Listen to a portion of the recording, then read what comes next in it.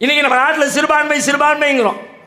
நம்ம ரொம்ப பலவீனமா இருக்கிறோம், எண்ணிக்கையில கம்மியா இருக்கிறோம், நம்மளை எல்லாம் நசுக்கிறாங்க, நம்முடைய உரிமைகளை பறிக்கிறாங்க, அப்படி பண்றாங்க இப்படி பண்றாங்க. எவ்வளவு புலம்பல் இருக்கு.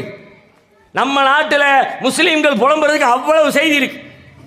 அதுவும் பிஜேபி அரசு மத்தியில் ஆட்சியில் உட்கார்ந்ததுல இருந்து கடந்த 10 வருஷத்துக்கு மேல பாருங்க எத்தனை பெரிய லிஸ்ட் இருக்கிறது.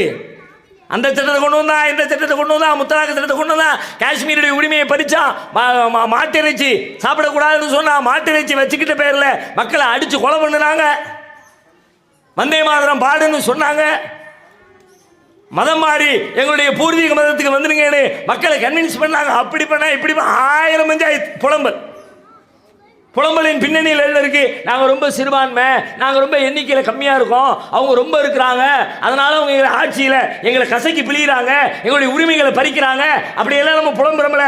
ஆனால் உண்மையில் சிறுபான்மையா பெரும்பான்மையா உங்களிடத்தில் எத்தனை எண்ணிக்கை இருக்கிறது என்பது உங்களின் வெற்றியையோ உங்களின் தோல்வியையோ தீர்மானிக்க தேவையே இல்லை.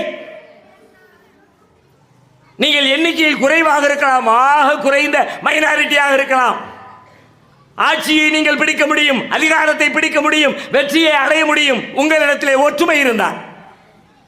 திருக்குர்ஆன் அதைத்தான் சொல்லுகிறது, கம்மின் ஃபியாத்தின் கலீலத்தின் கலபத் ஃபியாத்தன் கசீரத்தம் பீதினில்லா. எத்தனையோ சின்னஞ்சிறிய படைகள் பெரும் பெரும் படைகளை வீழ்த்தி இருக்கிறது.